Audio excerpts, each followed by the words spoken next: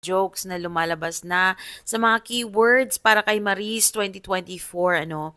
Pero no guys, kahit gano'n na nagtatawanan tayo about this, alam kong very painful to for Jam at magulo yung sitwasyon, but sabi nga niya parang kung masabi niya yung katotohanan, parang magiging malaya siya at magkakaroon siya ng chance to move forward. And basahin natin yung message niya before niya isinawalat yung katotohanan. So basahin lang natin yung ilang bahagi. Ang sabi nga ni Jam, I've been trying to hold myself together through everything that's been happening.